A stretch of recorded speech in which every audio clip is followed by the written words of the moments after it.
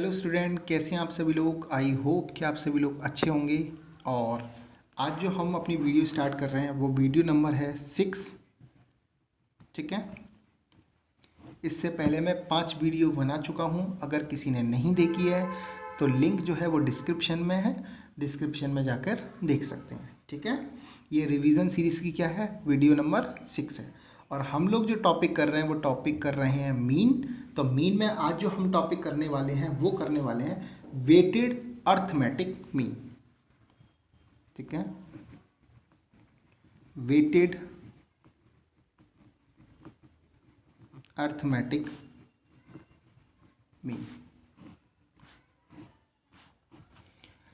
ठीक है, अब यहाँ पर इसका जो फॉर्मूला होता है वो क्या होता है, x bar equal to sigma W x upon sigma W.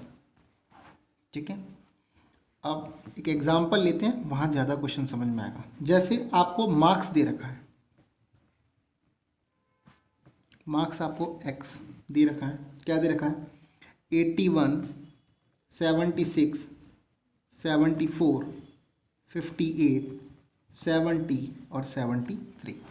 और साथ ही साथ में आपको क्या दे रखा है, वेट दे रखा है, यानी कि W।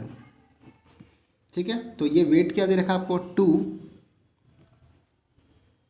3, 6, 7, 3, 7, 7, 3, 7, ये आपको दे रखा है। ये क्वेश्चन है, यानी कि यहाँ पर मार्क्स दे रखा है और फ्रिक्वेंसी की जगह पर क्या दे रखा है, वेट दे रखा है। मतलब ये जो मार्क्स हैं, इस मार्क्स में 81 को कितनी वेटेज दी गई है, 2 की।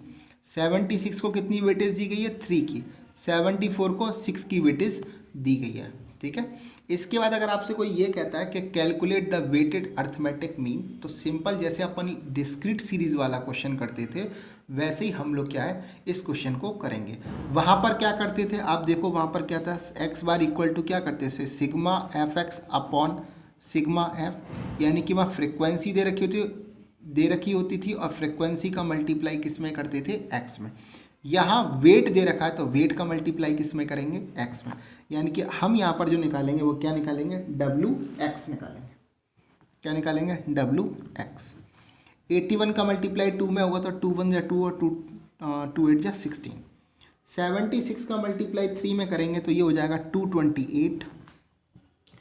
अगर 74 का मल्टीप्लाई 6 में करेंगे तो हो जाएगा 444। 58 का मल्टीप्लाई 7 में करेंगे तो हो जाएगा 406। 70 का मल्टीप्लाई 3 में करेंगे 3073 या 21। और 73 का मल्टीप्लाई 7 में करेंगे तो हो जाएगा 511। ठीक है, इसके बाद क्या करेंगे, इसका टोटल लगाएंगे तो सिग्मा डब्ल्यू, और सिग्मा डब्ल्यू जो है वो इसका टोटल आ रहा है 28। और अगर इसका टोटल करेंगे तो सिग्मा डब्ल्यू एक्स, इस सब का टोटल अगर करेंगे तो इसका टोटल जो आ रहा है वो आ रहा है 1961। ठीक है, और इसके बाद में फॉर्मूला पुट करो एक्स बार। अब देखो यहाँ पर क्या होगा, एक्स बार के साथ में क्या लगाएंगे, डब्ल्यू। जैसे यहाँ एक्स बार के साथ में क्या लगाएंगे, डब्ल्यू, यानी कि इसका मतलब हुआ वेटेड अर्थमेटिक मीन। नॉर्मल जो हम सिंपल अर्थमेटिक मीन निकालते हैं उसके लिए एक्स बार यूज़ करते हैं ओनली, लेकिन वेटेड के लिए क्या करेंगे, x bar W equal to sigma W x upon sigma W, यानी कि 1961 अपॉन 28। और इसका जो आंसर आएगा वो आएगा 70.04। ठीक है, सिंपल क्वेश्चन था। ठीक है, और इससे रिलेटेड जो क्वेश्चन है वो आपकी बुक TR जैन में एक ही क्वेश्चन दे रखा है, एक ही एग्जाम्पल दे रखा है। ये जो क्वेश्चन है बहुत कम पूछे जाते हैं एग्जामिनेशन में, क्योंकि दे रखा था तो मैंने यहाँ पर आपको करा दिया। ओके, अब अगर अगला टॉपिक देखोगे तो अगला टॉपिक क्या है, कंबाइंड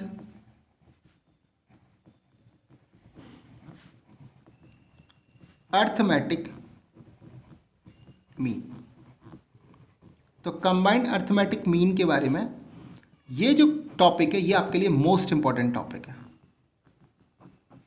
क्वेश्चन जो होगा वो 2 से 3 मार्क्स में पूछा ही जाएगा। 2 मार्क्स का पूछा जा सकता है या 3 मार्क्स का पूछा जा सकता है। ठीक है, तो प्लीज़ इस क्वेश्चंस को बहुत अच्छे से क्या करना है, प्रिपेयर करना है।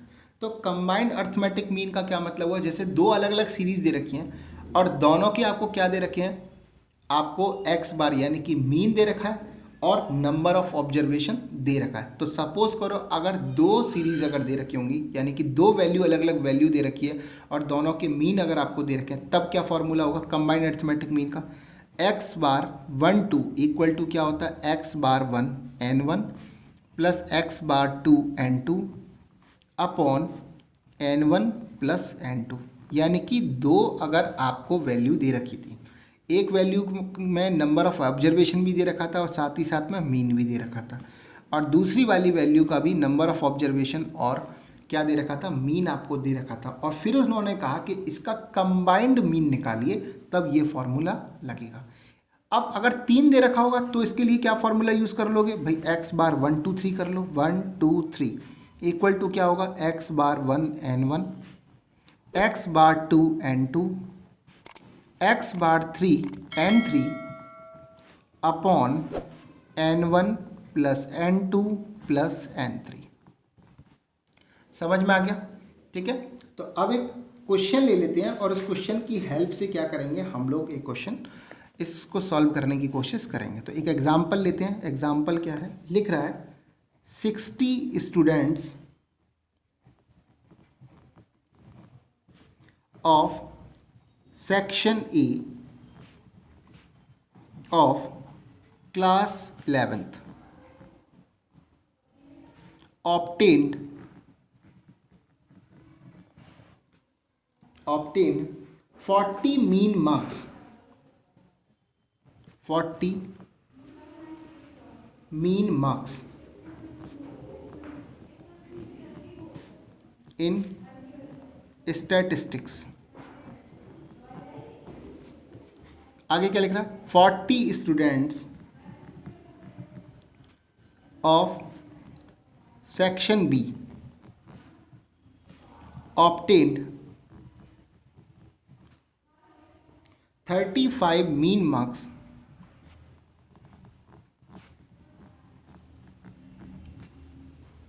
in statistics।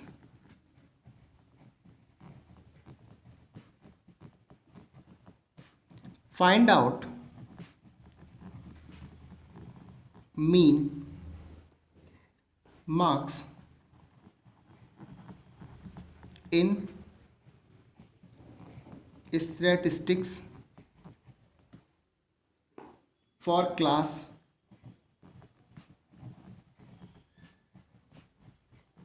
11th as a whole, as a whole। ये क्वेश्चन दे रखा था।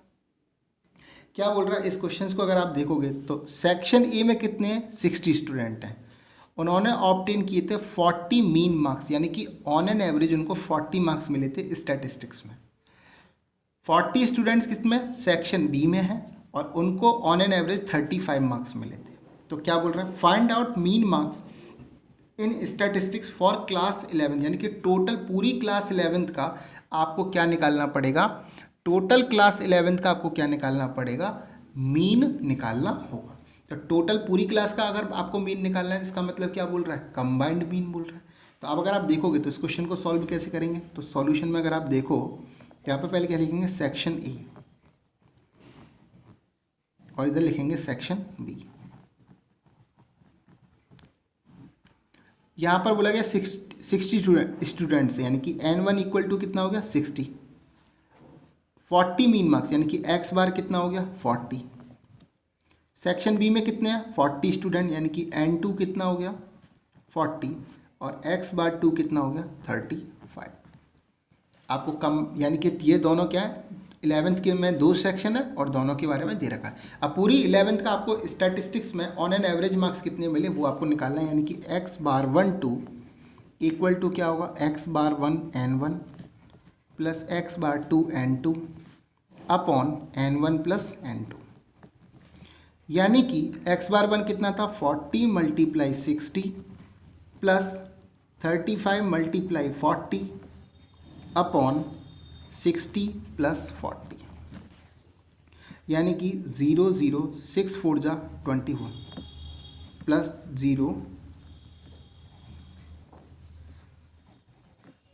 अपॉन 100, यानी कि कितना हो जाएगा 3800 अपॉन 100।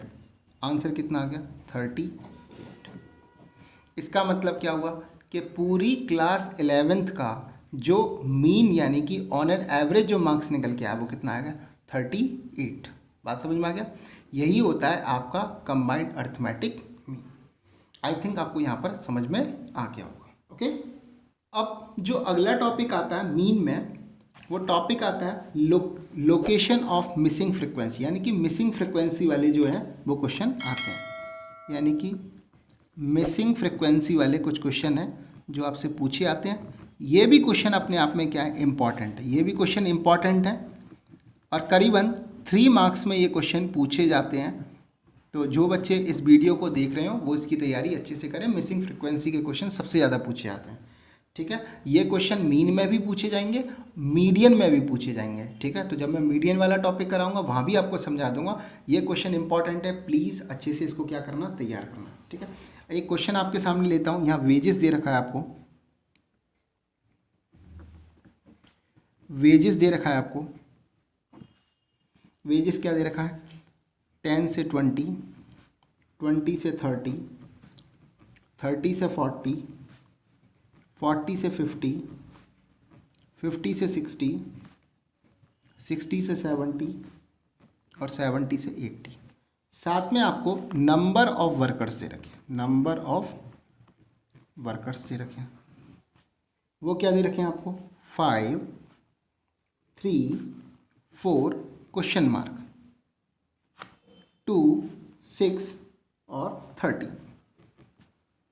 ठीक है, अब ये कुछ क्वेश्चन के साथ में कुछ और भी आपको दे रखा होगा। जैसे अगर मैं देखूं तो एक जो क्वेश्चन है उसमें आपको क्या दे रखा है, मीन दे रखा है। क्या दे रखा है, मीन, यानी कि एक्स बार की वैल्यू आपको साथ में दे रखी है और एक्स बार की वैल्यू कितनी दे रखी है 52। अब आपको क्या करना पड़ेगा, ये मिसिंग फ्रिक्वेंसी जो है इसको क्या करना पड़ेगा, फाइंड करना होगा। कैसे करेंगे फाइंड, देखते हैं। सबसे पहले क्या करेंगे, अब इसका अगर सॉल्यूशन देखो तो एक तो क्लास इंटरवल हो गया भाई, क्लास इंटरवल को लिखो 10 से 20, 20 से 30, 30 से 40, 40 से 50, 50 से 60, 60 से 70 और 70 से 80। ठीक है, इसके बाद में नंबर ऑफ वर्कर्स, ये नंबर ऑफ वर्कर्स आपको यानी कि ये फ्रिक्वेंसी दे रखा है 5, 3, 4। ये क्वेश्चन मार्क की जगह आप F1 लिख सकते हो, 2, 6 और 30। ठीक है, अब आप क्या निकालोगे, अब आपको निकालना पड़ेगा पहले मिड वैल्यू। ऐसे क्वेश्चन में जो भी मिसिंग फ्रिक्वेंसी वाले क्वेश्चन हो, मेरे अकॉर्डिंग आपको एडवाइस है कि आप डायरेक्ट मेथड यूज़ करो। ठीक है, और कोई मेथड मत यूज़ करना।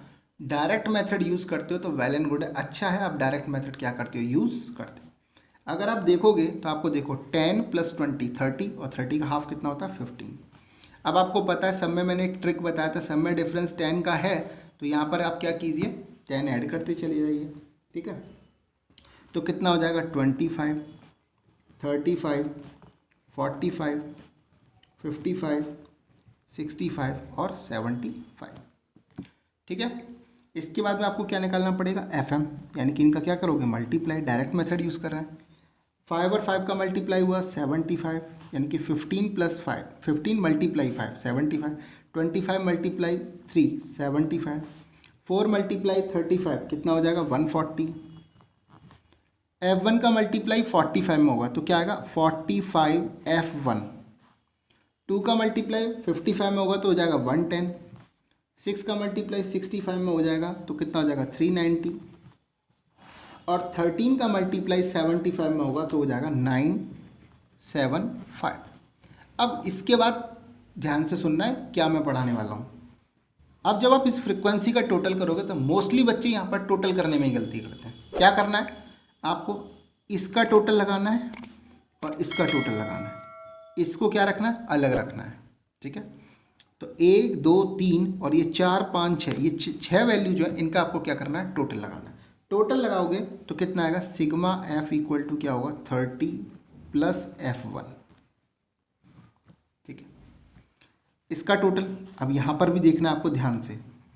क्या लगाना है टोटल, इसका टोटल और ये। बच्चे क्या करेंगे, जब टोटल लगाते हैं तो 45 भी ऐड कर लेते हैं। नहीं, आपको गलत मत कर देना ये चीज़ों को, इसको पूरा टोटल लगाओ और इधर का पूरा टोटल लगाओ। ठीक है, तो कितना आ जाएगा 1765 प्लस 45F, ये आपका आ जाएगा।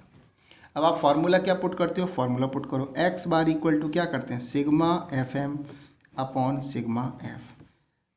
एक्स बार यानी कि मीन की वैल्यू तो आपको ऑलरेडी गिवन है, कितना 52, लिख लो 52 equal to sigma F m कितना है 1765 plus 45F upon sigma F कितना दे रखा है 33 प्लस F1। ठीक है,